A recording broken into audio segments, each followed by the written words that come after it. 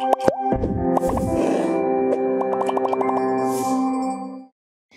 sahabat UMN, kembali lagi bersama Angel di sini, melanjutkan campaign kita yaitu awali langkah suksesmu menuju masa depan yang gemilang. Nah, hari ini kita tuh lagi ada di minggu-minggu Fakultas Seni dan Desain.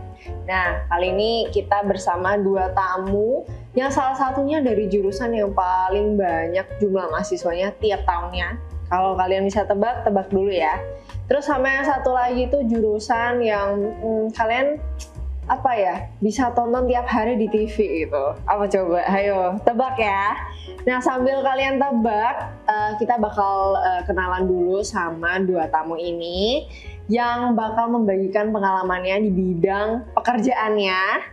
Dan mau tahu apa aja yang akan kita bahas? Tonton video ini sampai selesai ya sahabat UMN.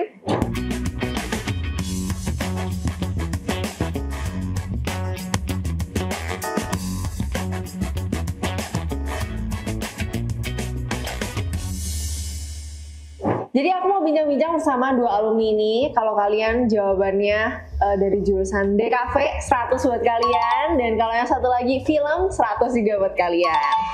Nah, kali ini alumni ini sudah sukses di bidangnya, sahabat UMN. So, tanpa berlama-lama lagi, langsung aja kita sapa alumni kita. Ada Kak Triden, halo. Hai, dan ada Kak Juan di sini. Halo. Halo, mungkin boleh perkenalan diri bersama di sahabat UMN ini. Jadi kalian bisa spill dari jurusan apa, kemudian sekarang jabatannya sebagai apa gitu. Oke. Boleh. Halo sahabat UMN, gue Triden, DKV UMN, angkatan 2009. Sekarang running perusahaan sendiri sebagai managing director di Metamorphosis. Wes, ada di kaosnya. Sengaja nggak pakai itu hari ini ya Kak ya? Oke. Kak Juan?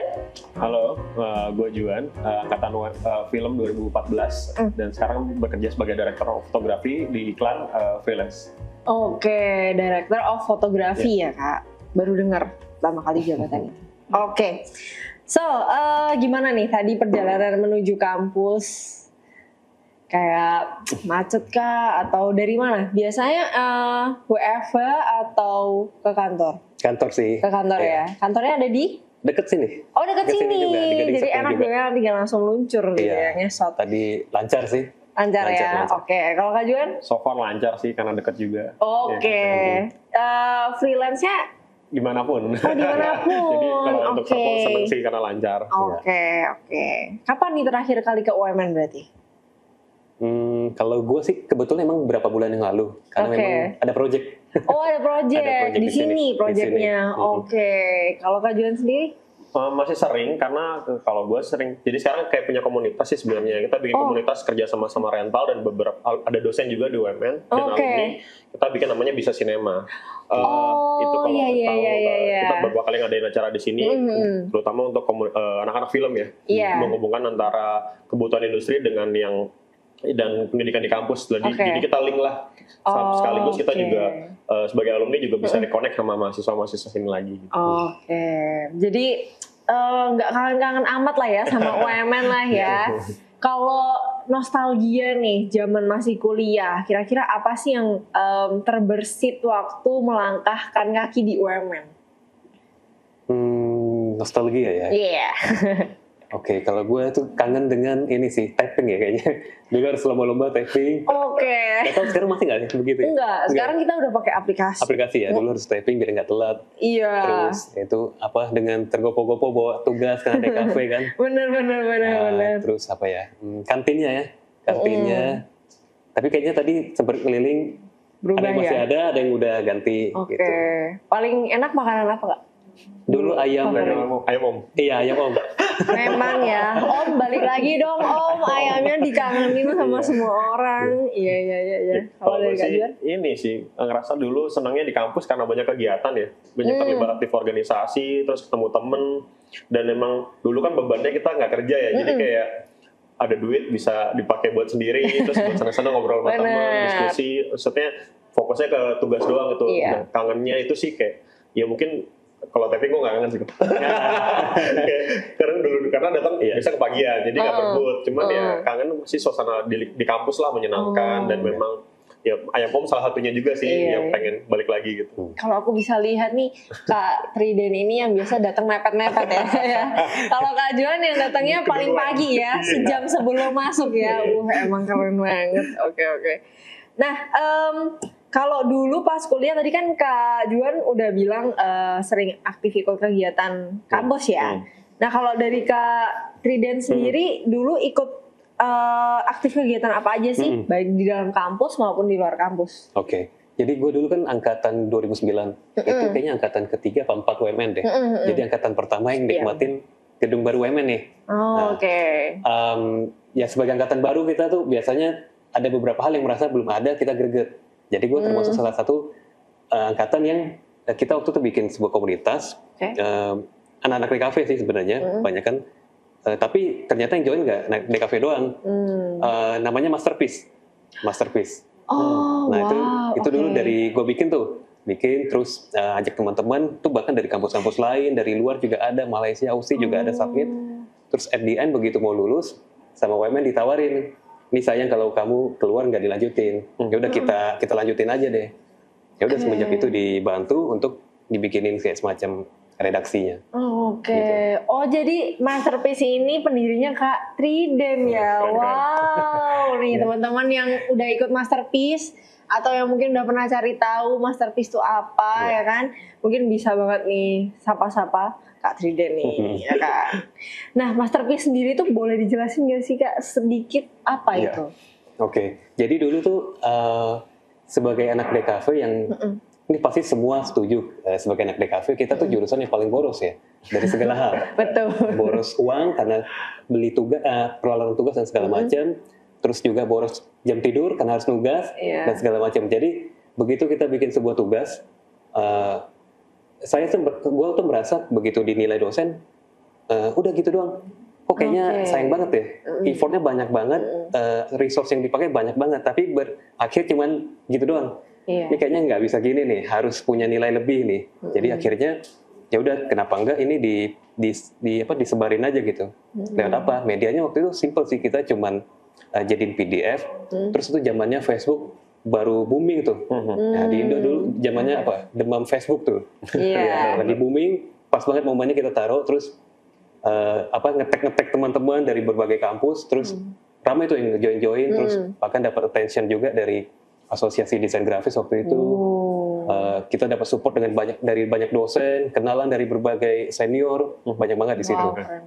Nah, jadi sebenarnya itu kayak wadah anak-anak DKV yang merasa karyanya jangan cuma jadi kayak tugas kuliah doang, tapi harus jadi portfolio dia sepanjang karir dia gitu. Gitu nah, berarti yang jadi karya ini tuh berupa digital kah atau bisa dalam bentuk fisik? Ya, jadi sebenarnya fisik bisa, digital bisa. Nanti kita akan kumpulkan dalam sebuah formatnya majalah digital. Majalah digital. Biar jadi apa ya? Jadi kayak portofolio ya memang ya, betul, yang bisa dilihat gitu ya. Oke. Wow, keren banget ya. Kok bisa sih kepikiran inisiatif buat bikin Masterpiece itu loh Kak? Tadi ya, mungkin karena kegelisahan sendiri ya. Kan merasa effortnya banyak banget, uangnya banyak banget, tapi cuma gitu doang. Salah satu yang terkenal di angkatan gue juga sih itu. Masterpiece itu ya. Karena dulu kan di 14 masih DKV ya waktu itu. Kita makanya tahu juga tuh Masterpiece. Oke. Wow, keren banget nih teman-teman. Langsung sama pendirinya Masterpiece. Kalau dari Kak Jihan sendiri, dulu aktif kegiatan apa? Beberapa ya, dulu gue sebagai pernah jadi ketua Popsicle. Popsicle itu komunitas filmnya UMN. Lanjutin beberapa satu tahun per 2 tahun itu pernah terlibat dalam HMFSD juga. Dulu masih belum HM Film ya. Sekarang udah jadi HM Film. Dulu ikut HMFSD. Kemudian beberapa kegiatan lainnya. Dulu pernah ketua UCIFES yang ke-7. Itu kalau dulu UCIFES dipegang sama panitiaan biasa. Sejak yang ke-7 itu pertama kali diadain sebagai program dari mata kuliah. Nah, kalau Kak Triden itu dulu pertama kali inget di UMN yang gedung AB, nah gue yang pertama kali di gedung C, ikatannya. Gedung C. Gedung C pertama kali ada 14 yang merasakan. Jadi itu di situ. Oke. Terus berarti Kak Juan sendiri pernah jadi ketua ya? Beberapa kali jadi ketua. Yang paling waktu itu yang memang paling berprestasi, bukan berprestasi ngomongnya apa ya, paling membanggakan lah ibaratnya dulu karena di UCI Fest itu sih, karena pertama kalinya kita diajar sama dosen waktu itu langsung straight dari industri di bidangnya, festival film. UCI Fest itu festival film yang diadakan dari UMN, itu terbuka untuk internasional dan maupun nasional. Dari awal kayaknya pernah tahu ya? Ada tahu, partner kita juga sama. Tapi yang sebelumnya itu masih penelitian biasa. Yang ketujuh ini waktu itu spesial pertama kali digebrak lagi karena program mata kuliah. Nah, kita diajar sama Mbak Lulu, itu salah satu dosen yang memang megang festival lah di Indonesia. Kemudian, nah di situ kita beratnya karena rebranding dari yang cuma kepanitiaan kecil-kecilan, jadi sesuatu yang serius standarnya industri. Nah itu lumayan pressure juga sih. Nah gimana membawa UMN ini, terutama filmnya di mata Indonesia tuh gimana festivalnya itu sih. Wow, keren banget. Ini aku ketemu sama pendiri dan juga yang menginisiasi semua programnya di UMN ini. Aduh keren banget, jadi gemeteran. Kalau Popsicle sendiri itu tentang apa sih Kak? Popsicle itu dulu didirikan, kalau nggak salah awal-awal sama siapa ya, agak lupa sih dulu. Kalau nggak salah sama Monica Teja dan alumni dulu di awal-awal. Kemudian turun-temurun tuh kayak kepanitiaan yang sebenarnya komunitas film, kita inisiatif pemutaran lah. Jadi ada komunitas film kayak movie club. Jadi kita ada screening, kita diskusi, kita bahas. Nah partnernya kita tuh Women Gate. Women Gate itu cuma untuk distribusi film. Jadi ke festival-festival, kalau di kampus kan, kalau tadi kita tayangin ke Masterpiece, kalau di DKV dulu. Nah ketika film ini, kita nggak punya output nih. Kalau medianya ke PDF kan nggak mungkin ya kalau film. Nah penayangannya itu biasanya film-film karya mahasiswa ini dilombakan, difestivalkan ke lain-lain tempat. Misalnya apakah festival itu dalam negeri maupun luar negeri. Nah pintunya itu dari Women Gate. Itu jadi gue nggak terlibat di situ sih, kebetulan ada temannya yang terlibat di situ, tapi kita teman deket lah dengan Popsicle dengan Women Gate. Jadi kalau Popsicle itu pemutaran filmnya, komunitas filmnya yang memutarkan, Women Gate ini distribusinya. Dulu kita kayak gitu. Wow, keren banget ya. Itu berarti di tahun-tahun 2014 ya? Kalau gue kan 2014. Oke. Wow, keren banget nih teman-teman yang mungkin punya inisiasi pengen bikin apa di UMN. Mungkin kalian bisa bikin salah satunya UKM yang kalian juga bisa produce loh guys gitu. Jadi jangan cuma kuliah pulang ya Kak ya, tapi juga mungkin bisa menghasilkan ide-ide baru ya kan, yang fresh, apalagi kalian masih muda, siapa tahu bisa jadi portofolio buat kerja ya. Tapi nyambungin ya, justru tuh yang paling gue kangenin sih sebenarnya karena di kampus tuh kita bisa saling berdiskusi dan memang dan difasilitasi juga dengan ada dosennya juga yang mengajarkan ke kita, kemudian dari teman-teman juga suportif dan punya on the same page lah, kita punya visi yang sama mau kerjakan sesuatu dan nggak selalu tentang duit. Jadi kalau di kerja tuh kalau ada duitnya nggak gitu kan. Di kampus tuh nggak mikirin tentang duit tapi punya visi yang sama, tujuan yang sama, dan memang menyenangkannya di situ sih kangennya. Nggak peduli tentang duit ya. Jadi benar-benar all out ya kan. Kebanyakan Gen Z ini suka nyari duit soalnya Kak. Tapi bagus dong. Iya benar sih, bagus sih. Iya. Tapi ya sometimes jadi nggak terlalu all out gitu loh. Kalau aku ya yang mewakili Gen Z ya. Gitu. Cuma ya nggak apa-apa lah teman-teman. Kita bisa produce something, inisiatif something ya kan. Walaupun nggak ada duitnya ya tetap all out gitu loh. Karena ini bisa jadi portofolio kalian buat di dunia kerja nanti. Kalau di UMN itu kan kita wajib buat magang ya sebagai syarat lulus. Nah, waktu semester magang Kak Juan sama Kak Triden magang di mana tuh kemarin? Jadi mungkin sedikit cerita ya, basic gue sebelum magang ini. Kan dari daerah sebenarnya, terutama lebih tepatnya di Batam. Jadi di Batam tuh sama sekali nggak ada kampus yang desain gitu. Jadi harus keluar ke Jawa terutama ya. Nah memang waktu itu mantep pilih UMN karena tahu di bawah naungan Kompas Gramedia yang kita sama-sama tahu itu juga jam terbangnya udah tinggi. Terus emang kebetulan waktu itu juga dapat jalur yang spesial lah ya. Jadi masuk UMN, terus memang yakin bukan, kan ada beberapa teman-teman yang mungkin masih mencari-cari nih jati dirinya. Kuliah pilih jurusan ini deh, terus ternyata kok sayang setelah selesai mungkin tidak menekuni yang dipelajarin. Nah, gue termasuk orang yang kayaknya dari SMA tuh udah tahu maunya di desain pokoknya gitu. Nah, masuk ke desain, UMN, desain grafis ditekunin. Waktu masa kuliah itu berarti semester 5 harusnya udah kuliah di zaman itu, udah mulai cari-cari nih, harus masuk ke tempat belajar yang alias perusahaan yang memang dia notable di bidangnya. Dan waktu itu gue mau ngedalamin branding. Branding di zaman itu memang ada beberapa ya. Nah, salah satu yang bisa dimention tuh Weir Group, kalau sekarang teman-teman bisa tahu namanya Weir Group. Weir Group ini sekarang mereka lebih banyak di dia yang masukin metaverse ke Indonesia. Mereka tuh yang bikin brandingnya Metro TV, termasuk juga kampus kita ini UMN juga grupnya Weir dari DMI di Holland nama unitnya. Nah, gue magang di sana, bersyukur masuk sih di sana, terus banyak belajar di sana basic-basic branding, bukan cuma teknikal tapi juga bagaimana manage klien, komunikasinya gimana. Ya itu magang sekitar 3 bulanan di zaman itu. Oke, wow, pengalamannya jadi macam-macam ya Kak, bisa belajar tentang komunikasi juga. Betul. Dan juga ya brandnya sendiri. Betul. Wow, oke. Weir sendiri waktu itu jadi perusahaan yang cukup ternama ya Kak ya? Iya, betul. Jadi mereka waktu itu lagi bikin banyak sih perusahaan-perusahaan besar yang well known, mereka yang rebranding tuh, Metro TV, Bank Muamalat, TVRI, UMN juga termasuk. Ya. Lucu waktu itu, waktu pengalaman magang, kan kita kadang sama senior tuh suka di-share portfolionya kan. Kok ada UMN? Oh ternyata UMN brandingnya di sini. Iya. Oke. Wow. Jadi tambah semangat gitu. Iya. Karena ada kampus sendiri ya kan. Oke, wow, keren banget. Kalau dari Kak Juan sendiri?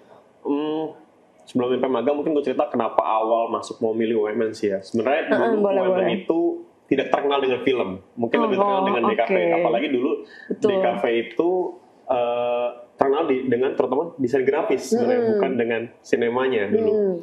Jadi waktu itu adalah kampus di Jakarta yang lumayan terkenal lah dulu. Cuman memang dari orang tua nggak ngasih.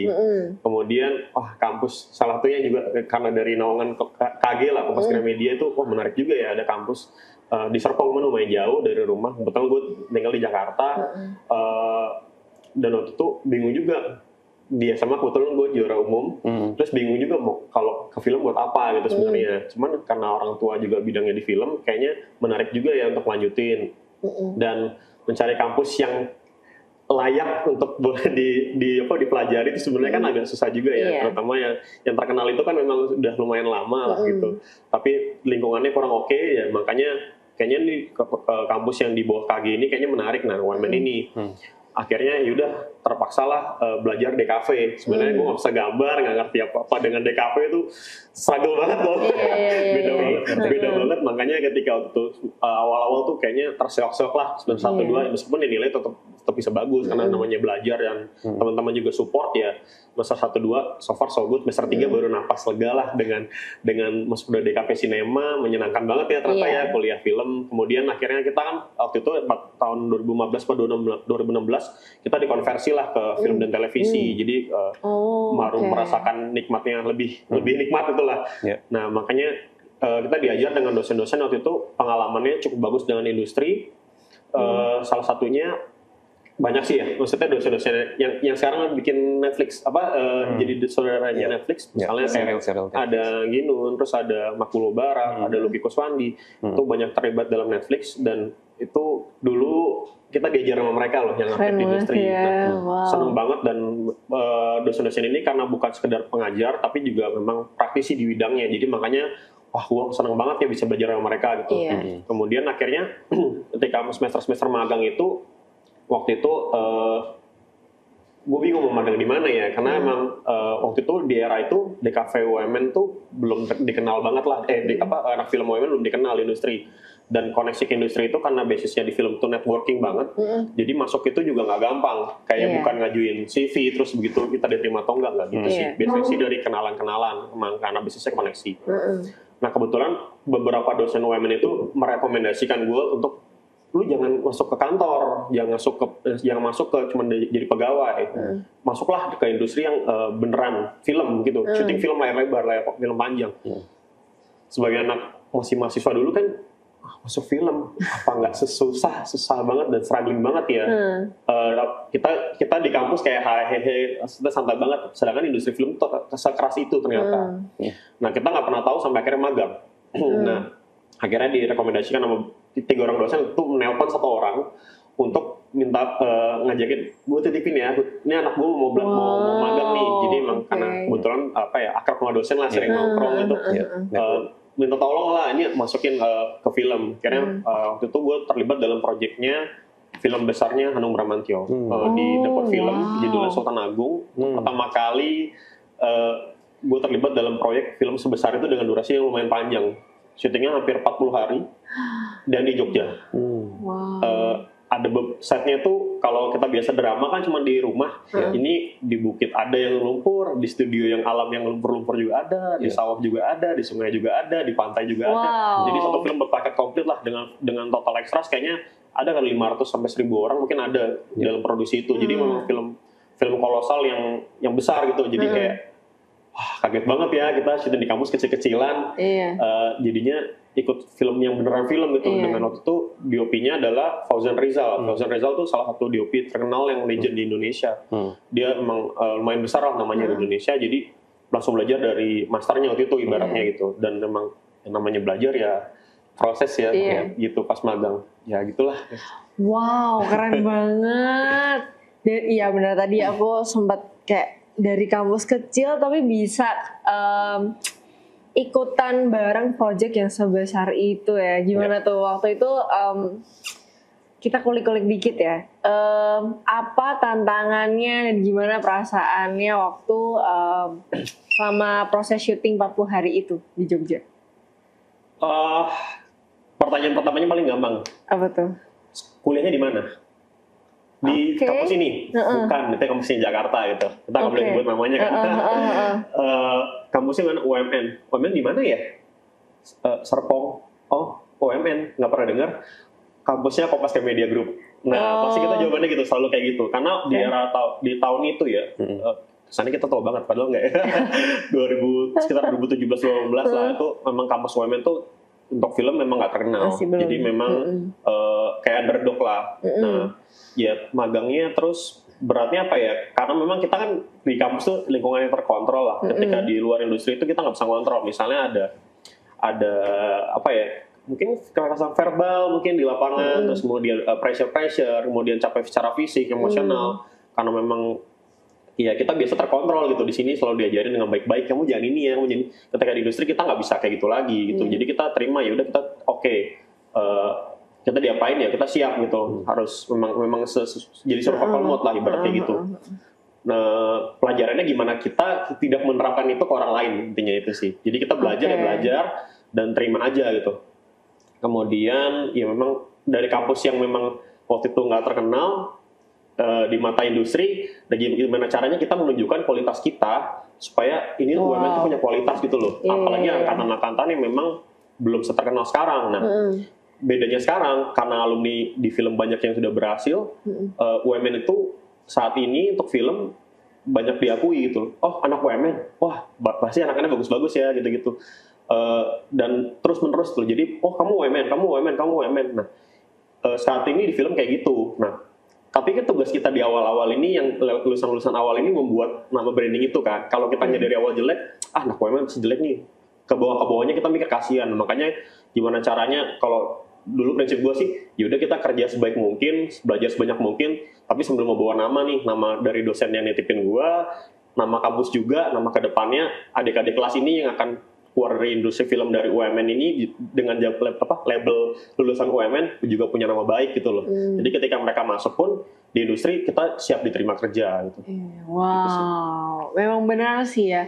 Kalau angkatan-angkatan atas nggak mikirin ke bawah-bawahnya juga bisa berabe ya ke belakang-belakangnya ya. Kok bisa kepikiran kalau ya gue harus menunjukkan kualitas supaya nanti adik-adik tingkat bisa ngerasain juga kerja di dunia ini dan diterima dengan baik. Kenapa ya maksudnya? Empatinya itu tinggi kayak sekali. Kita belajar dari sini. Masa iya kita membawa keluar tuh malu lah kalau misalnya ibarat kita UMN tuh kampus yang bermasalah, misalnya kayak gitu, let's say. Kan kita nggak pengen juga, kita pengennya, oh UMN anak-anaknya bagus-bagus ya. Nah, kedepannya mikirnya sih gitu, meskipun ya sebenarnya kalau ngomongin secara feedback, kita kan udah nggak dapat apa-apa lagi dari kampus ya. Kita kan udah lulus selesai gitu.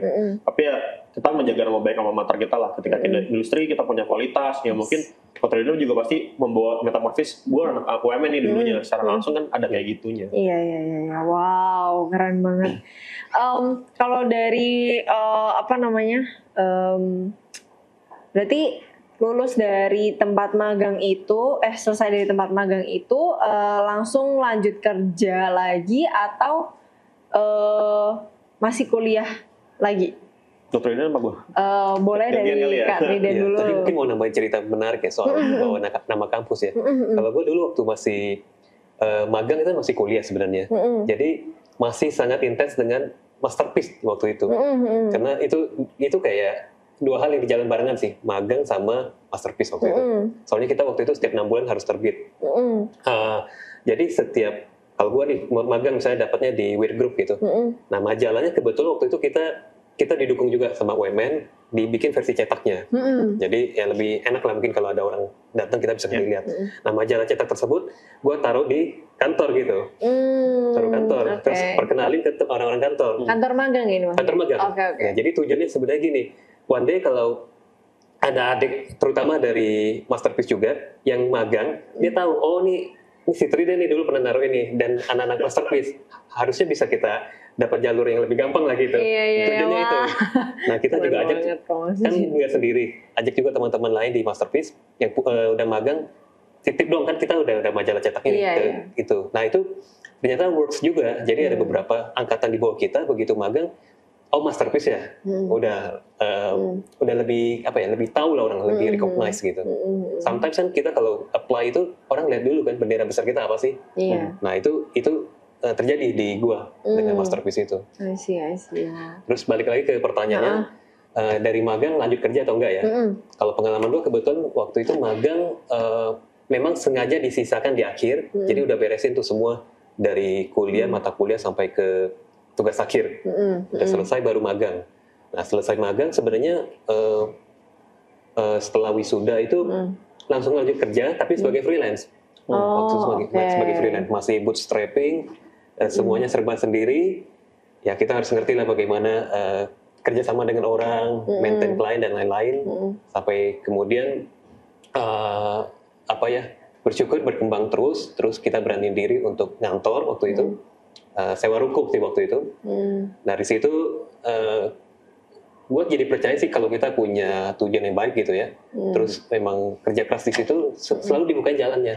Jadi dapat project yang kayaknya kita waktu itu masih mikir kayak minggu depan tuh gimana ya untuk project apa ya. Nah ini enggak sampai dapat project, ini bisa mengcover misalnya 6 bulan ke depan, gitu terus berkembang sampai sekarang. Wow.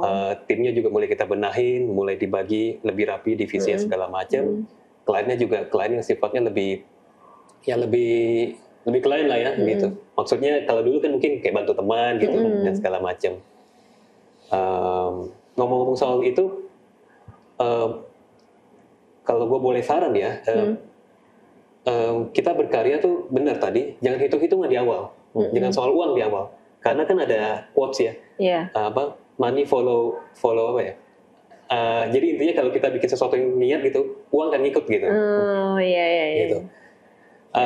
Nah gitu, gue mulainya dari kayak bantu teman UKM kan dulu banyak gitu ya, mereka ada event, ya udah bantulah desain posternya ditempel, terus ya udah dari situ kan kadang dari mulut ke mulut kan. Dari mulut ke mulut nih poster buatan siapa, si Triden tuh panggil minta tolong, udah nggak usah dibayar nggak apa-apa. Tapi kadang juga mungkin ada yang kasihan ya, udah traktir makan siang lah, ya udah lumayan juga sih waktu itu sebagai mahasiswa. Iya. Tapi kan jadi portofolio ya kayak. Benar. Nah jadi niatnya memang sebenarnya pengen berkarya aja, bonusnya dapat portfolio, terus mungkin karena kita maintain hubungannya baik, orang jadi berkesan kan, jadi direferensiin, dari situ mulai dapat klien yang lebih apa ya, bukan lebih proper juga sih, ya lebih klien lah gitu. Bukan cuma bantu. I see. Kalau aku tadi sempat tiba-tiba kepikiran, kenapa sih, kan tadi Kak Tridan bilang udah sempat kepikiran mau masuk desain dari SMA. Kok bisa? Gitu. Sebenarnya lebih tepatnya sebelum itu juga. Jadi dari kecil memang suka gambar sebenarnya. Suka bikin komik sendiri, bikin komik dari buku. Dulu kan bukunya Sidu ya, Sinar Dunia itu. Nggak tahu masih ada nggak ya? Masih. Ya nonton Digimon, nonton Pokemon, seru nih kayaknya, bikin sendiri deh. Buku Sidu yang 36 halaman tuh 1 jilid tuh bikin sendiri. Bikin sampai belasan ada lah gitu. Imajinasi sendiri, baca sendiri, sama bacain buat adek sih. Terus ya udah, kan udah tahu nih sukanya apa gitu ya. Terus memang sih pelajaran lain tetap dijalanin aja gitu, karena kewajiban kita sekolah gitu kan, tuntasin semuanya. Tapi yang kita kuat kita harus ngerti. Nah dari situ udah mulai tahu, nanti kuliah berarti harus jurusan yang memang memperkuat ini ke depannya. Jadi bisa kerja dan berkarir di bidang ini. SMA lanjut sih, masih SMA bukan SMK ya. Tapi hobi untuk gambar itu masih dilanjutin. Teman-teman di saat itu sudah mulai kayak kuliah di mana lah, kan ada sometimes tuh di masa SMA kita tuh kayak punya idealisme. Ini bukan salah dan benar ya, tapi ini pilihan. Ada orang preferensinya pengen di negeri karena prestis dan segala macam. Kalau gue bukan di situ, tapi lebih ke pengen ngedalamin bidang bisa gambar ini. Jadi sempat nge-apply ke beberapa kampus, cuman di saat itu mungkin karena anak daerah ya, jadi suka, dan anak daerah dan mungkin waktu itu kurang gaul, jadi telat banyak pendaftaran yang sudah ditutup tuh. Sudah ditutup. Nah nggak tahu, mungkin jodoh ya, ada teman yang punya keluarga di Jakarta, terus referensiin, lu kan bisa gambar, harusnya kuliah di desain. Memang kuliah desain grafis gitu, udah sortir juga. Terus ini ada yang baru buka nih, gue punya Kompas Gramedia. Jadi beruntungnya kita di Kompas Gramedia di UMN itu adalah karena ada Kompas Gramedianya ini. Jadi nama besarnya itu kemana-mana. Ya udah coba apply, jodoh, dan berlanjut terus sampai akhirnya udah masuk di DKV UMN. Wow. Jadi memang dari kecil mungkin sudah mengenali senangnya apa, ditajamin terus gitu. Oke. Ya ada juga sih teman-teman yang masih bingung. Dan lucunya di masa itu sempat ditawarin, karena gue waktu itu kebetulan di kampus SMA 1 di Batam, SMA 1. Kalau di Batam tuh SMA 1 itu sekolah yang suka didatengin dari berbagai universitas untuk ngasih undangan gitu, kuliah di kampus kami gitu. Nah sempat dapat dari salah satu kampus negeri ternama juga di Indonesia, tapi jurusannya bukan jurusan gue mau. Nah gue nggak ambil, waktu itu jurusan justru teknik gitu, nggak mau. Teman-teman pada bilang, wah sayang banget, kita semua berlomba-lomba untuk ke sana, lu dikasih ini kenapa nggak mau gitu. Iya. Enggak sih, memang bukan bidang yang dimau. Bukan passionnya gitu. ya. Iya. Jadi penting untuk tahu kita kuatnya di apa.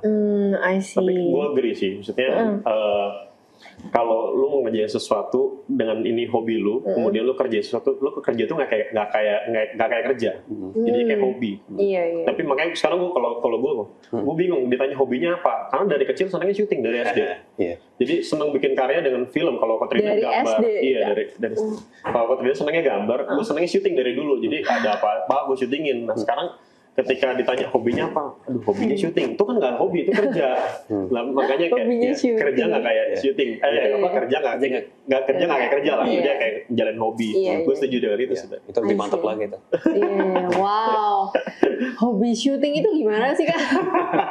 Wah aku nggak bisa bayangin gimana tuh. Jadi kayak kalau sekarang mungkin eranya lebih gampang, dengan kita ada output, kita bisa tayangin ke media sosial, ke Instagram segala macamnya. Kemudian kalau dulu kan bingung kita mau output kemana tayanginnya ya. Kalau dulu ya senang aja bikin karya. Kalau dulu orang senang fotografi, ya gue dulu senang juga suka foto-foto, kita print. Tapi buat apa gitu pada akhirnya? Gue juga dulu senangnya karena komputer dulu nggak canggih ya, di syuting pakai kaset, terus gitu kita ya buat nonton lagi aja. Oh dulu gini liputan, terus kita kadang juga dulu komputer Windows XP gitu kita ngedit pakai movie maker itu. Terus movie maker diedit buat apa ya? Udah lucu-lucuan aja kita burn di CD itu dulu. Dulu bisa diedit juga ya? Bisa, cuman ditarik ke komputer pakai card kecil banget. Pokoknya durasi kecil lah kita di CD, terus putar lagi beberapa tahun lalu. Oh dulu pernah bikin gini ya, gitu-gitu. Oh wow. Buat dokumentasi lah dulu. Movie maker tau gak ya? Tahu ya? Dulu aku pernah pakai itu sih movie maker. Iya. Udah. Buku tahunan atau itu semacam buku tahunan gitu? Pokoknya dulu tuh juga aku sempat suka ngedit juga kan. Terus ketemu di laptopnya mama. Movie maker. Ya udah coba-coba lah. Tapi kayak nggak paham kan waktu itu, cuma bisa nambahin filter apa segala macem gitu sama cutting dulu. Iya, udah ada. Jadi ya sih memang dulu emang kalau misal mau kuliah itu seringkali anak-anak yang mau kuliah, kalau yang aku tahu ya sejauh ini, mereka tuh suka bingung. Jadi kuliah karena disuruh gitu loh. Tapi waktu kuliah juga sebenarnya karena nggak tahu mau kuliah apa, disuruh kuliah terus tapi nggak tahu jurusannya apa. Kebanyakan ya karena disuruh itu loh. Jadi mungkin ya memang kita perlu tahu ya, cari tahu apa yang kita suka, apa yang kita hobi ya. Dari even kita waktu masih sekolah ya, supaya nanti waktu kuliahnya kita bisa tahu apa jurusan yang bisa memperkuat apa yang kita hobiin ini ya. Nggak semua orang sih bisa bersyukur itu sebenarnya. Kalau gue jujur kuliah adalah berkat, karena memang ya kalau dibilang uang nggak seada itu untuk bisa kuliah ya. Nah ketika bisa kuliah dan dapat beasiswa dari kampus itu menyenangkan banget, dan apalagi di bidang yang lo suka gitu. Kayak ibaratnya lu suka sesuatu dan lu dikajarin sama materi-materi dan orang-orang yang memang di bidangnya. Jadi apa yang lu suka tuh wah lu semakin membuka dunia lu lah. Kayak ibaratnya dari yang nggak tahu jadi lebih tahu, dan ternyata pas sudah tahu ada banyak hal yang lebih kita nggak tahu lagi di industri. Nah jadi terus ilmu itu bertambah terus sih. Iya betul. Jadi even waktu dapat beasiswa dan waktu lihat gimana susahnya buat kuliah itu jadi bikin makin kita semakin semangat buat belajar ya kayak. Bersyukur, dan memang harus ya kita jangan sampai kuliah pulang, tapi gimana caranya apa yang di kampus ini kita keruk lah ibaratnya buat kita ilmunya gitu. Nggak harus jadi kurang-kurang, nggak harus yang jadi rapat-rapat mulu, tapi yang penting kita bisa dapat sesuatu ya dari waktu kita kuliah, supaya apa yang kita lakukan sekarang itu justru ya impactnya itu waktu kita kerja ya kan, kita bisa merasakan sendiri. Semangat teman-teman sahabat UMN yang sekarang lagi berjuang karena mereka sekarang lagi UTS Kak. Iya, jadi ya mungkin bisa dikasih semangat ya buat mereka yang lagi UTS. Oke. Nah kita tadi kan udah throwback ya, kita sekarang ke present gitu.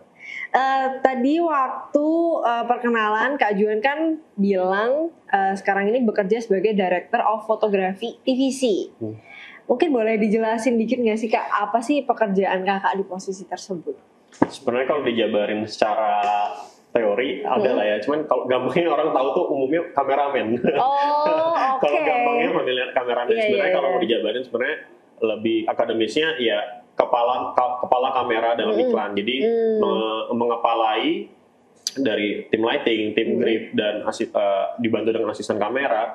Kemudian gimana caranya mewujudkan visi sutradara berdasarkan apa yang dia punya udah kerjain storyboardnya misalnya. Jadi dari agensi ke PH ke production house, dari production house ini kan tentu director siapa. Nah, director ini kan punya ada konsep yang mau dibikin seperti apa. Nah, matanya tuh ada di DOP gitu. Gimana cara mengambil gambarnya, mengatur tata cahayanya. Jadi suatu tampilan yang visualnya menarik gitu. Gimana sih Kak ceritanya Kak Juan sendiri bisa sampai di posisi Director of Photography ini? Menyambung tadi yang dari pengalaman apakah lulus selesai magang kemudian lanjut kan sebenarnya pertanyaannya berkorelasi ya. Ya habis magang di film satu panjang itu sebenarnya kapok, nggak mau film lagi. Menyesal kayak ngapain ya kuliah film, karena pada akhirnya di industri film itu tidak dibutuhkan S1 sebenarnya. Yang dibutuhkan utama adalah portfolio. Jadi gelar mau IP setinggi apapun, mau beasiswa, mau juara umum, mau apa, nggak ngaruh. Jadi di industri itu kita nggak pakai sebenarnya. Cuman kenapa sih harus tetap ngejar IP? Kenapa sih ngejar pelajaran itu perlu atau enggak? Kenapa sih kita nggak pulang aja kalau nggak butuh ngapain harus kuliah? Pertanyaan itu terlintas lah. Pada akhirnya jawabannya adalah yang dilatih bukan sekedar keilmuan kita, tapi yang dilatih adalah gimana kita bertanggung jawab dengan sesuatu. Jadi ketika kita ngerjain tugas dari dosen, kalau kita nggak mau ngerjain, berarti dalam industri pekerjaan kita nggak akan kerjain itu juga. Sebenarnya halnya sama aja. Nah, nilai itu bukan suatu nilai itu bukan sesuatu yang jadi patokan kita bagus atau enggak. Banyak juga faktor-faktor lain, misalnya kita ngerjain ujian. Hal itu gue pernah kasusnya ngerjain ujian, gue udah belajar serius, bisa jawabnya, tapi nggak bisa nulisnya. Sakit perut banget. Jadi lagi jadi nggak bisa nulis. Makanya gue bilang, itu bukan suatu tolak ukur yang pasti. Bukan kita nggak bisa, tapi ada faktor lain yang ya ada aja lah gitu. Tapi kalau kita memang dari awal nggak niat untuk kuliah, memang maunya cuman ya udah asal doang, alhamdulillah dapat gelar, ya pada akhirnya kita keluar nggak jadi apa-apa juga. Karena ilmu yang harusnya kita dapat dari kampus, koneksinya atau pendidikannya atau apa, itu kita nggak dapat. Nah, ketika di magang kita ketika di kerja kita nggak bisa nerapin itu juga. Karena apa yang diajarin di kampus tuh hanya basic sih sebenarnya. Ketika di industri jauh lebih besar. Nah, proses kenapa kapok ya? Karena itu nggak butuh S1. Kemudian ngapain ya? Karena kita nggak belum punya portfolio. Nah, sejak itu baru gue jadi videografer, belum bisa masuk iklan, maksudnya masuk di film, terus begitu jadi videografer dokumentasi, apapun dikerjain lah, pokoknya gimana caranya supaya survive dulu gitu. Kan lulus malu juga ya kita nggak kerja. Jadi videograferan dulu, dokumentasi apa, kemudian magang lagi di film-film lain, dan karena di gue itu basicnya kita semua berangkat dari bawah. Jadi kita tahu dari dasar dulu, baru bisa jadi kepala. Kalau kita udah langsung jadi kepala, kita nggak ngerti di bawah gimana, kita bisa dikadalin orang, kita bisa memperlakukan bawah kita semena-mena, kita nggak tahu kesulitannya apa. Nah, itu gue merangkap dulu dari awalnya jadi second assistant kamera. Jadi kalau di kamera itu ada kepalanya, ada first assistant kamera, ada second. Nah, itu dari second dulu tuh, beberapa project, kemudian itu masih di film tuh. Tiba-tiba COVID melanda. Kemudian gue juga pernah sempat jadi asisten sutradara waktu itu, mencoba gara-gara dosen juga kenal koneksi jadi asisten sutradara untuk series yang harus syuting di 2 negara. Kayak wah pertama kalinya ini udah syuting 2 negeri, terus kemudian itu langsung jadi first assistant director. Itu pengalaman yang kayak gue nggak pernah mikirin itu sih, nggak pernah kebayang karena harus syuting di negara yang jauh, di Nepal gitu, dan di Jakarta. Jakartanya juga ada di Jakarta, ada di Bogor, jadi beberapa kota dan 1 bulan full. Lumayan challenging. Tapi sejak itu gue tahu passion gue, gue nggak di directing, gue nggak di penyutradaraan, gue di kamera. Nah kebetulan COVID melanda, kemudian tiba-tiba diajak sama ada DOP terkenal juga lah yang namanya Bella Panggabean. Nah, gue terlibat dalam beberapa proyek iklan dan kebetulan dia DOP iklan. Gue jadi first assistant kameranya, langsung udah naik dari second jadi first. Dari first, sering berjalan waktu, entah gimana, Tuhan menentukan jalan lah ibaratnya gitu. Gue ketemu di hire sama director, langsung dipercaya jadi DOP. Gue nggak pernah minta, gue nggak pernah pengen jadi DOP langsung karena prosesnya tuh apa ya? Kalau buat gue tuh ya udah jalanin aja. Kita nggak pernah tahu kita sampai di mana gitu. Sampai orang lain percaya sama kita. Yang menilai kita tuh bukan diri sendiri, tapi orang lain menilai kita. Tiba-tiba ada director yang gue belum pernah gimana ya? Dulu ketemu pas lagi masih jadi first assistant. Kemudian tiba-tiba diajak aja, ya udah lu jadi DOP-nya, pegang langsung. Gue kayak sempet questioning myself gitu, nanya gitu, gue udah capable belum ya, gue udah sanggup belum ya untuk megang project ini. Tapi namanya kalau kita nggak pernah bisa tahu kalau kita nggak mencoba. Akhirnya gue cobain aja, and turns out itu berhasil gitu jadi DOP. Terus ketemu dengan director lain yang lebih besar lagi, terus berjalan terus gitu aja. Jadi kayak flowing aja tiba-tiba. Berarti gue udah jadi DP ya gitu. Dari first jadi DP, udah. Tapi nggak sadar ya, kita udah ada posisi itu gitu ya. Iya, karena kalau dulu tuh masih cita-cita doang. Karena kayak dulu pas masih habis magang jadi second magang gitu, gue cuma punya visi gitu. Suatu saat gue lagi nonton iklan nih, lagi lihat syuting iklan, kita lagi main gitu, lihat-lihat. Gue nggak ngerti ini semua, itu cuma lihat sekilas doang. Gue suatu saat pengen duduk deh jadi first AC di iklan. Cuman punya bayangan itu gitu. Terus nonton TV, kayaknya pengen deh syuting iklan kayak gini, menarik juga ya kalau gambar lu ini ditonton sama banyak orang se-Indonesia atau luar negeri, kita nggak pernah tahu ya. kayak cuman punya bayangan itu, tapi gue nggak tahu kapan dan gimana caranya. Ya makanya ketika lu punya sesuatu yang lu pengen bayangin, itu akan terjadi. Di beberapa tahun kemudian, gue merasa, oh gila iklan gue nih tayang di TV nonstop ya sampai sekarang itu. Udah 4 tahun yang awal video yang awal gue syuting itu, jadi DOP pertama kali, sampai saat ini masih tayang itu, masih di looping di TV gue. Kayaknya ini udah bertahun-tahun lalu dan kok dulu jelek banget bikinnya ya. Tapi untuk sampai saat itu, gue menyadari udah sampai bisa syuting itu udah suatu kebanggaan lah. Karena di kampus nggak pernah kebayang deh gitu. Iya. Iklan apa tuh Kak kalau boleh tahu tuh? Ada iklan kopi lah. Tayang di Ramadan. Masih tayang aja itu gue nggak ngerti juga. Nah, saya tebak nih sahabat UNEN. Kira-kira iklan apa nih? Wow, keren banget. Jadi kita perlu visiin itu ya. Dan ya kita ya tetap lakukan ya apa yang kita bisa, part kita lakukan. Do your best saat ini sih. Kita melakukan apa yang bisa maksimal hari ini kita lakukan. Karena kalau kita bilang besok aja kita lanjutin, besok itu kapan? Karena hari ini tuh besoknya kemarin. Betul. Jadi kita lakuin terbaik hari ini sih. Mungkin kalau Tridan juga ada sesuatu kan? Iya, boleh. Gimana tuh Kak? Tadi pertanyaannya apa ya? Boleh nggak sih diceritain nih? Tadi kan Kak Tridan sendiri bilang kalau Kak Tridan sebagai seorang managing director ya di Metamorphosis.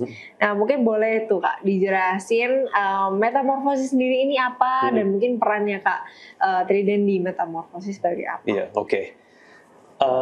Jadi Metamorphosis adalah creative and digital agency.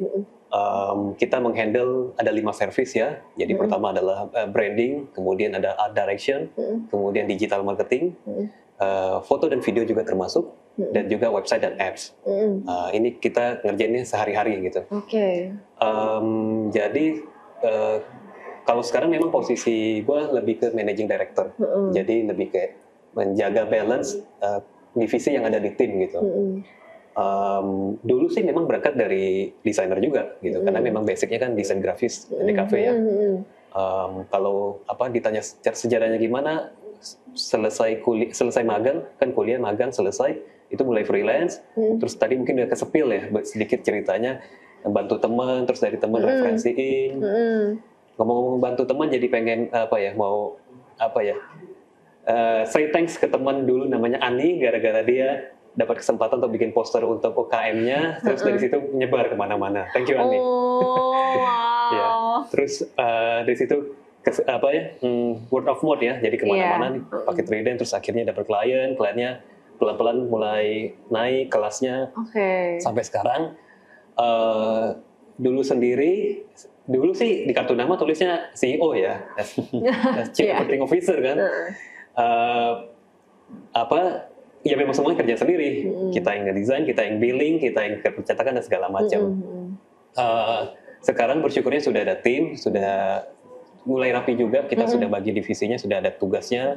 Ada yang bagian handle klien, ada yang manage projectnya, ada yang ngerjain. Yang billing juga ada, sama yang untuk HR-nya juga ada. Gue posisinya ya tadi menjaga balance semuanya itu gitu. Mungkin itu dulu ya. Oke.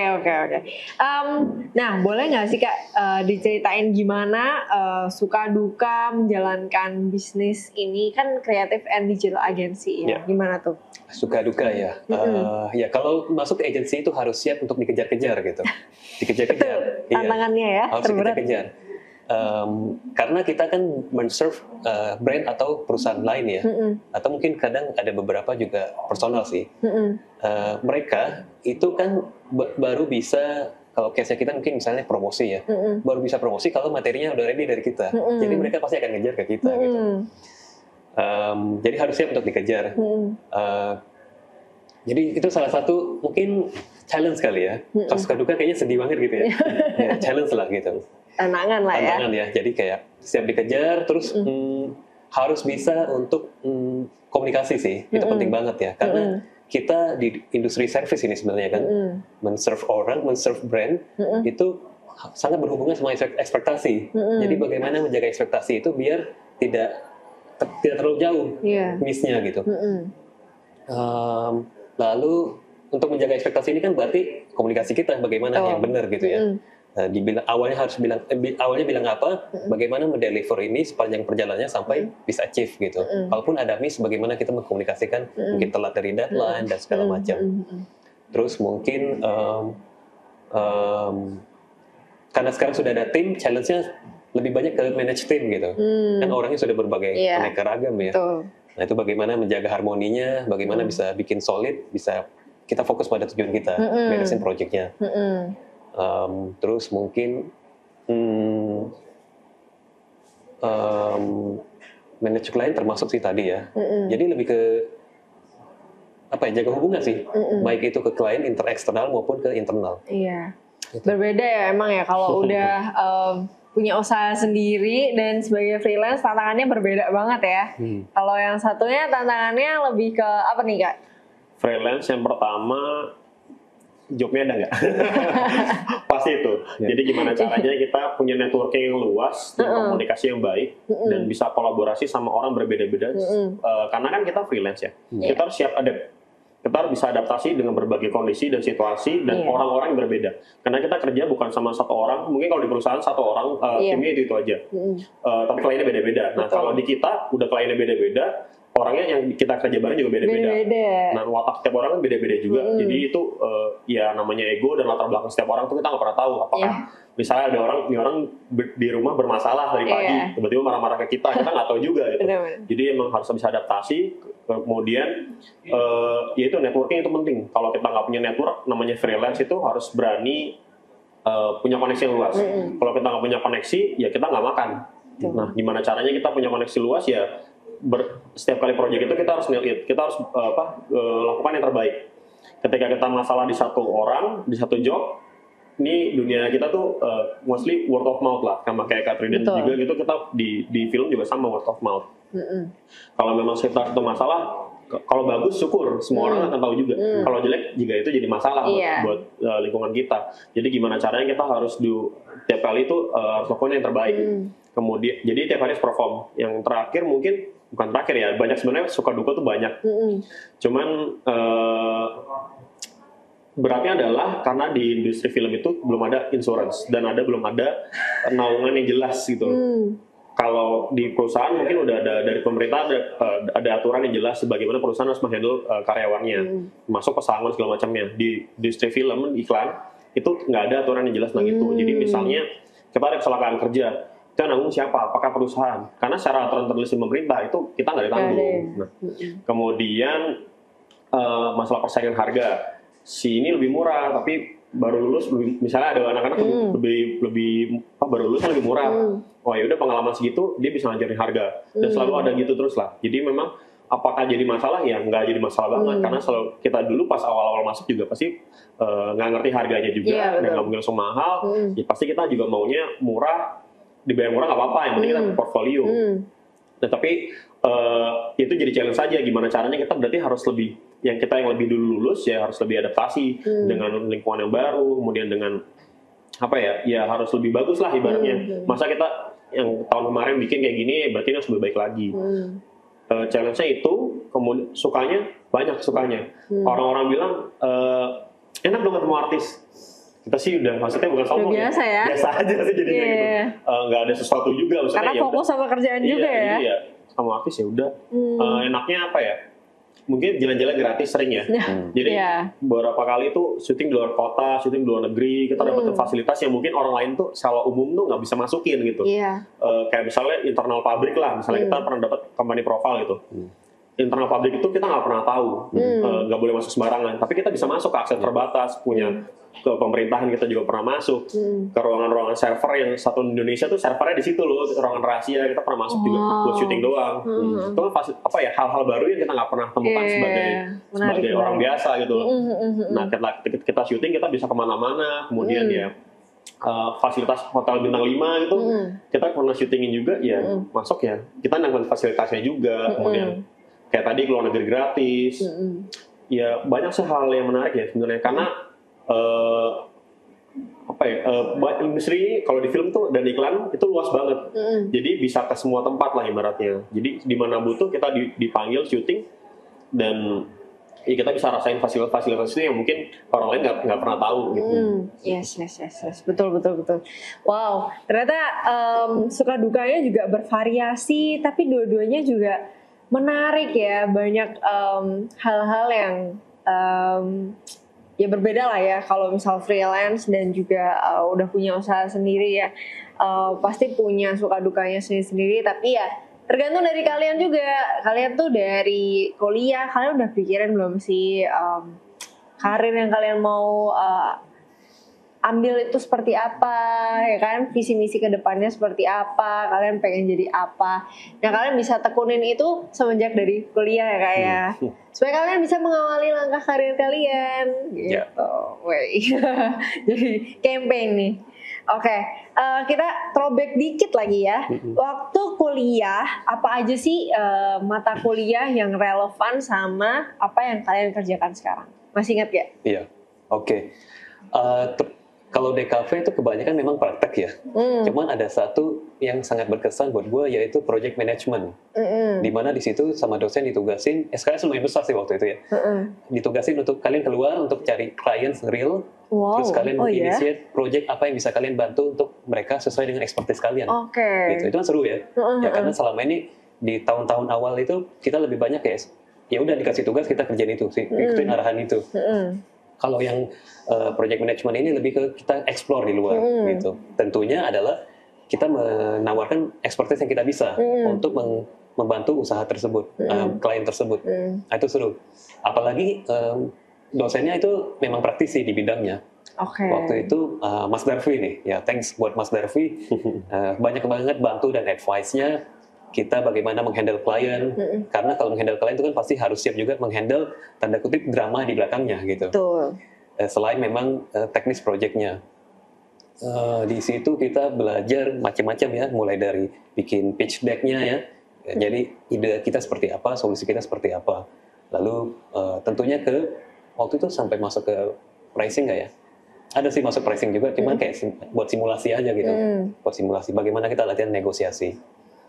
Tapi sebenarnya kepuasannya adalah karya kita tuh dipakai dan ternyata punya impact untuk si brand tersebut gitu. Waktu itu kita bikin branding untuk sebuah butik, nah itu dipakai di butiknya. Terus ya bangga juga ya, karena kalau orang datang kan dia banding kartu nama segala macam kan buatan kita juga. Lihat karyanya kita ya. Semua anak DKV pasti punya kebanggaan yang sama tuh, karyanya kepajang gitu, bisa dilihat dari jauh. Gitu sih. Iya. Kalau dari Kak Juan sendiri, apa sih mata kuliah yang sangat relevan dengan pekerjaan Kak Juan sekarang ini? Kalau ditanya relevannya apa, sebenarnya hampir semua yang di kampus yang diajarin film itu karena basisnya antara teori dan praktek, hampir semuanya itu berkesinambungan ya sampai sekarang ya. Cuma memang levelnya kalau di kampus kan kita dikasih fondasi ya, basic-basicnya itu. Jadi itu masih sampai sekarang sih masih kepake. Sampai hal-hal sifatnya yang kadang nggak kepikiran juga dulu. Kayak kita diajarin ngapain sih lo ujian hak cipta, intellectual property rights kalau nggak mata kuliahnya ya, IPR. Ngapain sih belajarin? Sebenarnya isinya cuma bahas hukum. Kayak nggak kepake gitu mikirnya. Buat apa ya? Ternyata pada saat di industri hal ini berhubungan. Ternyata kita tuh harus punya hak cipta loh. Setiap kali kita bikin karya atau kita pakai karya orang, kita harus hubungin orangnya. Ini hak ciptanya gimana? Kita ngebahasin rights-nya itu, termasuk license dari luar negeri, misalnya yang punya royaltinya gimana nih ngomongin itu. Tuh yang dulu tuh nggak kepikiran gitu. Sisanya kan karena mata pelajaran itu, mata kuliahnya adalah mata kuliah yang sifatnya basic kayak misalnya kamera, lighting, sound, editing, semua itu kita pelajarin. Jadi bersyukurnya kalau di kampus sebelah itu langsung spesifik ke apa. Jadi ketika dia suruh megang yang lain belum tentu bisa. Sedangkan di UMN tuh sifatnya generalis. Jadi semuanya bisa. Nah kalau lu mau tekanin sesuatu, lu mau fokusin ke sesuatu, ya lu gali sendiri. Cari dosen lu kejar sendiri. Dan di luar itu kan juga banyak akses ya. Maksudnya dengan era teknologi sekarang, sahabat UMN mungkin bisa langsung cari di Google atau di mana, baca PDF, buku, YouTube, tutorial, banyak banget yang bisa langsung spesifik sana. Misalnya mau fokus di editor, tutorial editing itu banyak banget gitu. Mau fokus di kamera, tutorial kamera banyak banget. Jadi bisa semakin dalam tapi dibekali dari bawah. Ketika fondasinya kuat, atasnya lebih gampang. Jadi semuanya tuh kepake gitu sih. Oh, wow, tuh sahabat UMN yang masih ragu buat mau kuliah film UMN atau mau kuliah DKV, nih udah ada 2 hasil alumni yang udah pernah kuliah di sana, dan ya mungkin kalau kalian ragu ya kalian bisa mungkin tanya-tanya lebih lanjut lagi sama Kak Juan dan juga Kak Triden yang sudah pernah kuliah di sini gitu. Nah, menurut Kak Juan dan Kak Triden nih, apa sih benefit kuliah di Fakultas Seni dan Desain, khususnya di film dan di DKV UMN? Ya, kalau gue terus terang sangat merasakan networknya ya. Dimulai dari yang ngajar. Jadi yang ngajar itu kebetulan mostly adalah praktisi. Jadi kita memang dengar dari orang yang memang menggeluti bidang tersebut gitu. Ada desainer langsung, memang ada yang pemilik agensi juga ada, pemilik studio juga ada. Jadi apa yang kita kadang dikasih tugas, terus sama pengajarnya itu juga diceritain real di lapangannya kayak begini-gini loh. Oh jadi kita ada gambaran. Jadi dapat kayak motivasi kenapa harus kerjaan ini. Misalnya kayak kayak tadi contohnya adalah mata kuliah project management. Jadi di awal kita harus jelas nih work scope-nya apa. Itu harus tertera di dalam apa ya kayak semacam quotation kita. Nanti begitu berjalan project nggak nyimpang kemana-mana gitu. Yang ada projectnya kelamaan selesainya. Nah itu juga diajarin. Dan sama dosennya kan juga diceritain ya case-case yang pernah terjadi. Jadi kita ada gambaran. Itu. Terus kemudian memang fasilitas ya kalau UMN di zaman gua sih cukup sih untuk memberikan fasilitas yang menunjang kita biasa dalamin bidang kita, desain grafis waktu itu. Lalu environment ya. Environment maksudnya gue merasa saling mendukung. Jadi waktu itu memang di Masterpiece, jadi sambil kuliah sambil jalanin Masterpiece itu dapat dukungan juga dari UMN.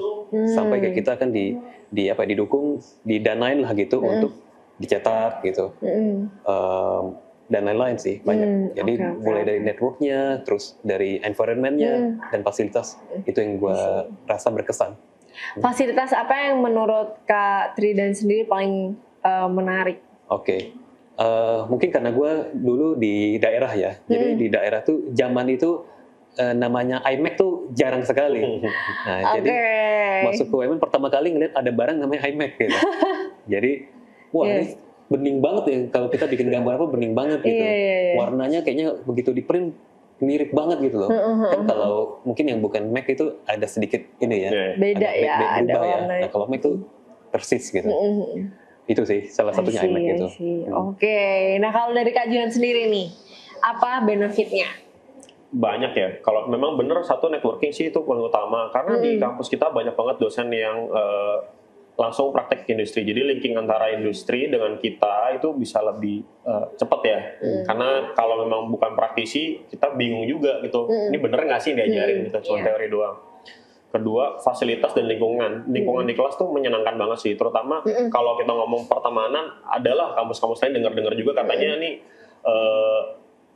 mandang yang punya uang mah enggak gitu. Kalau di kampus kita tuh semua tuh kayak seragam aja gitu. Semua teman mau punya duit mau enggak, kita saling support aja, saling dukung dan semua tuh sama. Terus kan di sini juga nggak kekerasan verbal, kekerasan seksual segala macam itu sangat sangat dijaga gitu. Kita nggak pernah mengalami. Gue semuanya yang 4 tahun tuh mungkin nggak pernah sampai ada berantem atau apa di lingkungan kampus tuh nggak ada sih. Karena lingkungannya benar-benar terjaga dan emang kita diajarin untuk selalu respect orang lain gitu. Masuk ke satpam, OB, segala macamnya gitu kita tetap harus respect sih. Kemudian secara fasilitas di kelas tentunya ya kelas memadai banget ya gitu. Emang kelasnya selalu terjaga dengan baik, bersih. Yang paling utama yang gue suka banget sih sebenarnya perpus. Karena nggak semua kampus tuh punya buku selengkap UMN, terutama tuh film ya. Karena film itu bukunya mahal-mahal dan import biasanya. Kita beli nggak gampang lah di Indonesia untuk beli, andaikan ada pun harganya terlalu mahal. Nah di UMN ini punya buku-buku yang lumayan update lah untuk selalu update mungkin sampai saat ini. Kemarin gue ke perpus juga, ini bukunya baru udah ada lagi gitu. Sedangkan kalau kita beli itu mahal. Jadi kampus ini ada. Kemudian sekarang nih dengar-dengar juga sih udah punya banyak ruangan-ruangan baru ya, praktek-praktek baru. Pas zaman gue tuh baru ada green screen, ruangan green screen itu dulu di luar tuh nggak banyak lah ruangannya punya green screen. Nah, UMN ini punya ruangan green screen, ruangan editing, sound dan lab. Memang kalau secara alat nggak terlalu update dengan industri, tapi memang kita tuh bisa ada loh dari prodi tuh memfasilitasi dengan kerjasama dengan rental yang lebih update alatnya. Jadi memang kalau ada hal-hal yang kurang di UMN itu selalu di cover dari luar. Jadi saling berkesinambungan itulah yang menyenangkannya gitu sih. I see, wow. Senang sih dengar gimana testimoni langsung dari para alumni yang menikmati fasilitas UMN.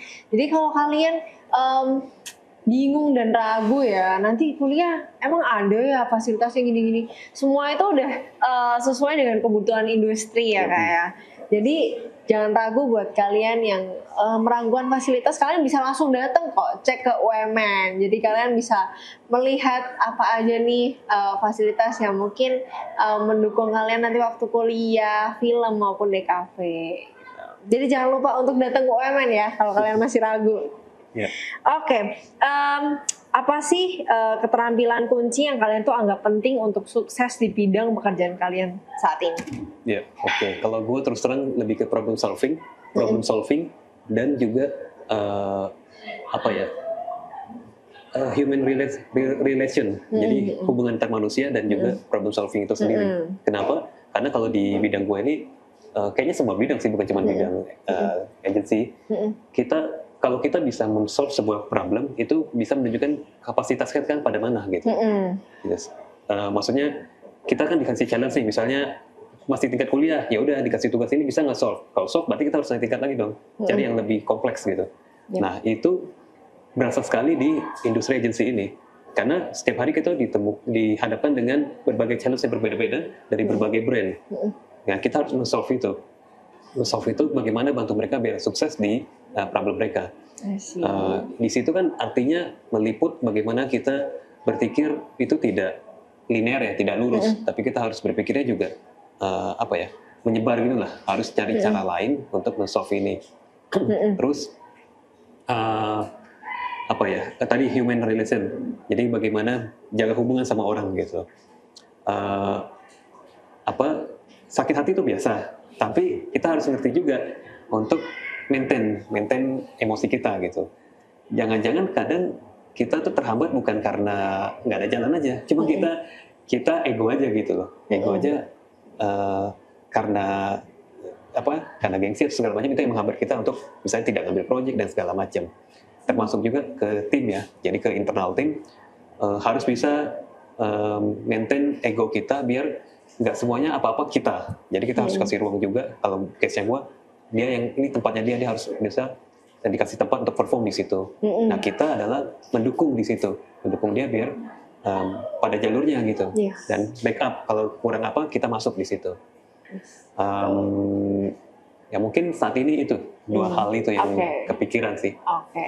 Oke. Kalau dari kajian sendiri?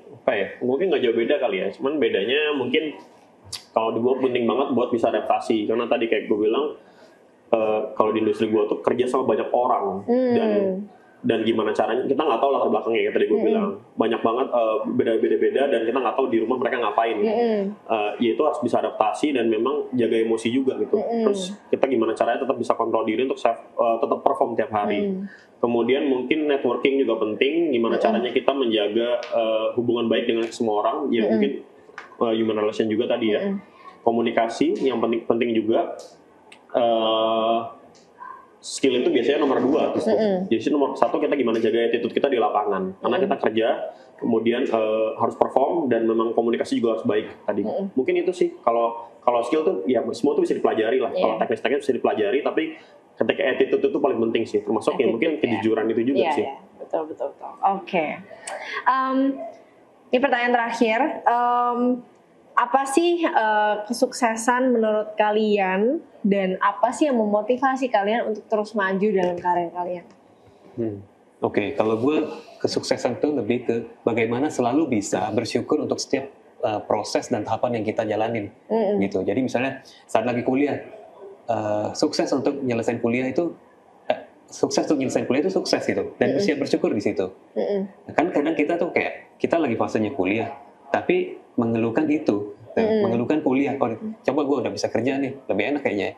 Begitu udah kerja, coba gue punya usaha nih, kayaknya lebih enak. Begitu punya usaha, coba gue kerja aja nih, kayaknya lebih. Gak pernah bersyukur ya. Jadi harus bisa bersyukur setiap fase dan tahapannya gitu. Karena gue ngalamin waktu kuliah tuh kayaknya pengen kerja deh, kayaknya lebih bebas gitu. Karena kalau kuliah kan kayaknya udah tau lah gitu. Begitu kerja, waduh tantangannya beda ya. Gitu. Pengen punya usaha harus manage tim dan segala macam. Jadi akhirnya berpikir, iya ya, kayaknya harus bisa bersyukur untuk setiap tahap dan tantangan yang dihadapi di saat itu. Terus motivasi ya. Motivasi kalau gue sih merasakan kayaknya motivasi gue tuh gradual ya. Jadi artinya setiap fase tuh bisa terupgrade gitu. Contoh, waktu kuliah ya motivasinya harus cepat-cepat lulus biar bisa banggain orang tua gitu. Itu. Begitu lulus harus bisa survive karena sendiri nih merantau harus bisa survive. Begitu udah di masa itu harus udah dapat klien nih, udah dikasih kepercayaan besar, harus bisa bikin klien puas gitu. Terus begitu timnya sudah mulai ada, harus bisa bagaimana tim ini biar bisa bisa. Jadi kita kayak punya tim itu, masa kita nggak mikirin sih dia, jangan sampai dia besok nggak kerja dan segala macam, nggak ada project gitu loh. Jadi kalau mengambil benang merahnya mungkin kayak motivasinya tuh pengen selalu jadi dampak sih, punya dampak untuk setiap fasenya gitu. I see. Wow, sangat motivasinya benar sih, tapi itu sangat realistis ya, motivasi yang selalu gradually change ya, sesuai dengan apa yang kita hadapi saat ini gitu ya. Oke, kalau dari Kak Juan sendiri? Gue sebenarnya bingung juga definisi sukses itu apa ya. Cuman mungkin saat ini yang paling kepikiran adalah sukses tuh mungkin nggak jauh beda kalau poinnya. Cuman sukses menurut gue adalah apa yang bisa lo lakukan terbaik di saat ini misalnya. Jadi goal lo apa yang saat ini lo kejar dan itu bisa lo dapetin, itu sukses. Tapi kalau ada bagian orang bilang sukses itu kaya, sukses itu punya uang, sukses itu harus jadi seseorang. Menurut gue nggak juga sih. Sukses itu ya apa yang lo pengen lo tercapai, ya itu sukses. Misalnya saat ini gue lulus misalnya udah kerja dan jadi pengen DOP, ya ini sukses buat gue saat ini karena dulu ini suatu yang gue ceritakan pas di kampus, dan ketika gue udah kerja di sini ya ini sukses gue gitu. Kalau nanti ke depannya suksesnya apalagi, misalnya pengen punya perusahaan sendiri yang bisa hire orang, itu mungkin kayak gue tadi bilang ini, itu sukses juga, sesuatu yang baru gitu. Cuman memang saat ini fasenya belum sana goalnya. Nah kalau motivasinya apa? Motivasinya tuh gue seneng banget kalau karya gue atau apa yang gue lakukan, pekerjaan gue tuh punya impact buat orang lain. Dan ketika gue datang di suatu tempat, gue dikerjakan oleh orang atau memang berada di suatu lingkungan, gue bisa punya impact yang baru, yang merubah, yang lebih baik. Jadi itu motivasinya ketika ada orang nonton karya atau bekerja sama gue, pulang-pulang tuh kayak thank you ya udah kerja ini bagus banget, gue seneng. Itu motivasi buat gue, kayaknya gue seneng deh kerja di bidang ini, jadi gue pengen lagi bisa kerja lagi besoknya, kalau bisa lebih baik lagi dan orang lain lebih seneng, itu gue ada motivasi itu gitu. Dan ketika orang lain suka karyanya atau bermanfaat bagi orang lain tuh buat gue lebih itu sih memotivasi buat gue gitu. Apalagi kalau nantinya bisa meng-hire orang atau mempekerjakan orang, karena kan nggak semua orang itu sebagai kepala tuh kadang kayak Putri gini mungkin punya kantor sendiri. Kalau di gue kan mengepalai timnya. Nah kadang tuh kasihan juga punya tim tuh misalnya gue lagi nggak banyak job, nah tim gue juga nggak banyak job. Jadi kayak ada beban, bukan beban sih, kayak challenge gimana caranya nih gue harus membawa tim gue nih juga punya uang. Mereka juga punya anak, punya istri dan keluarga harus dibiayai. Semoga gue punya job yang intinya mereka jadi dapat duit juga gitu. Jadi ada motivasi itu juga ya, harus wah gue punya job nih. Karena kalau gue nggak dapat job, mereka juga nggak dapat job, kayak gitu. Iya, benar. Wow. Ya, ini lebih realistis lagi juga ya, motivasi dari apa yang dirasakan sama klien langsung ya. Itu memang seringkali yang bikin kita selalu terpacu untuk bisa bekerja lebih baik lagi dan menghasilkan hal yang lebih baik lagi ya. Oke, ini sesuai sama salah satu 5C kita ya, customer delight ya kan. Oke, dari tim kreatif nih, Kanisa mana ya Kak? Mas.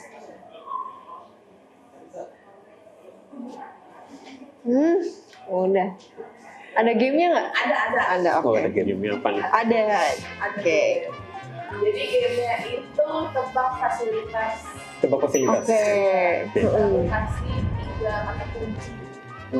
Oke. Nah teman-teman, dari tim kreatif kita ada game. Jadi ya kita coba lihat apa gamenya kali ini ya. Semoga kali ini aku nggak kalah lagi. Oke, nanti. Ikut main? Ikut. Iya.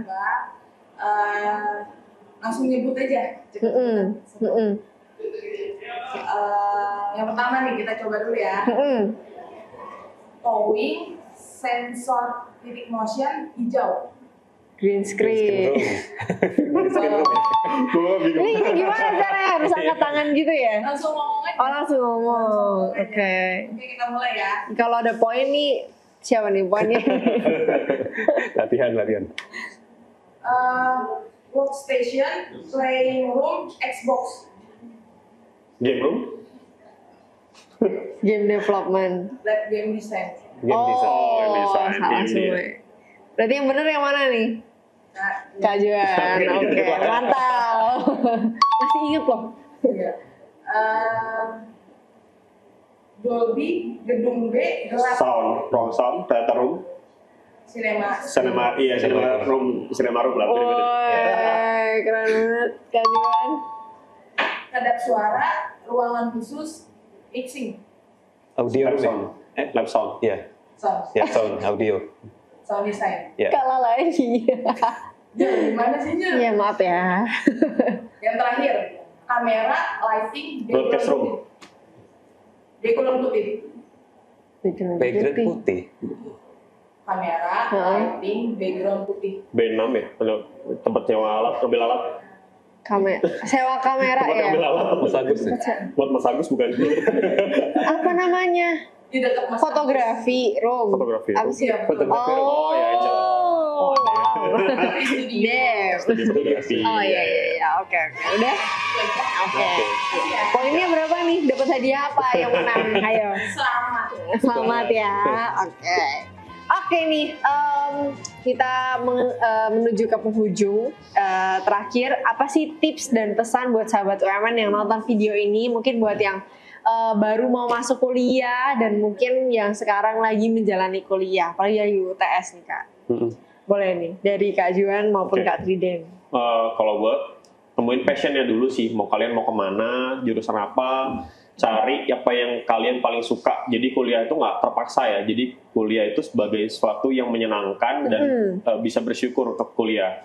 Ditambah cari tempat kampus yang memang bukan hanya sekedar buat cari ilmu, tapi juga punya koneksi dan fasilitas yang komplit. Dan dosen-dosennya cari juga yang memang ke industrinya secara berkesinambungan. Jadi memang kalian tuh udah sejalan lah, udah kalian suka pelajarannya, dosennya nyambung, dilengkapi dengan fasilitas yang komplit. Nah makanya itulah kenapa kita memilih UMN untuk itu. Jadi tentuin passionnya dulu sih, cuman kalau memang passionnya nggak di bidangnya, nanti kerja terpaksa, kuliah malas, dan cabut kuliah jadi nggak enak juga. Betul. Itu sih yang utama, mungkin itu. Oke, dari Kak Triden? Oke, mungkin gue mau melengkapi kali ya. Tadi kan passion katanya ya. Jadi kalau teman-teman tahu istilah orang Jepang ikigai, ikigai itu kan kayak apa yang kita suka, terus apa yang kita merasa bisa, dan bidang tersebut bisa menghasilkan buat kita. Dalam artian bisa jadi karir, bisa menghasilkan uang buat kita. Jadi suka bisa dan itu mampu menghidupi kita. Harus bisa nanti menemukan itu. Mulai dari yang paling basic aja yang kita suka dulu. Tadi relate sama yang disampaikan oleh Kak Juan ya. Kita suka apa, kita dalemin sebisa mungkin, sedini mungkin gitu.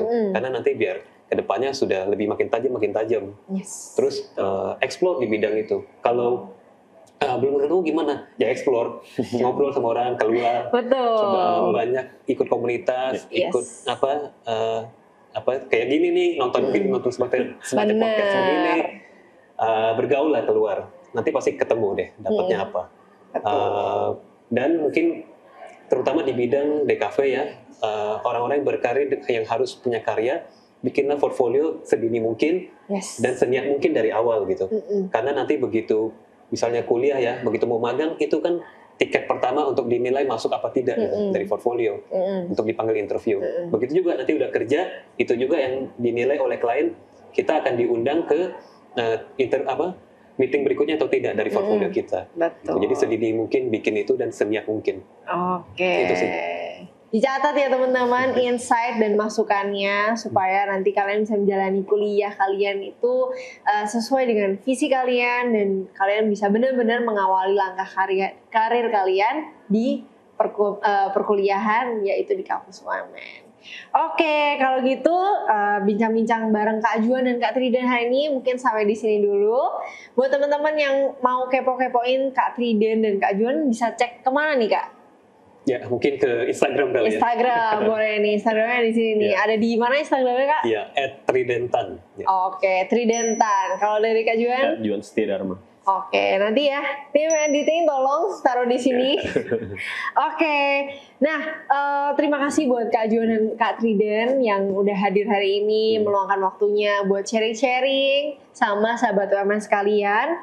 Dan mungkin buat sahabat UMN yang pengen tahu lebih lanjut tentang UMN, kalian bisa langsung cek aja di websitenya www.umn.ac.id dan jangan lupa untuk pantau semua media sosialnya UMN. Jangan lupa untuk like juga video ini, subscribe juga YouTube UMN ya teman-teman ya. Dan jangan lupa buat follow juga IG-nya UMN di Universitas Multimedia Nusantara. So, bye-bye sahabat UMN. Ya, bye-bye sahabat UMN.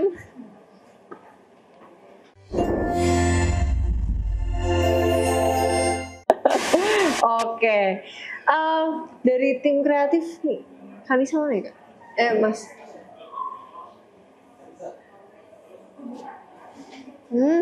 Udah.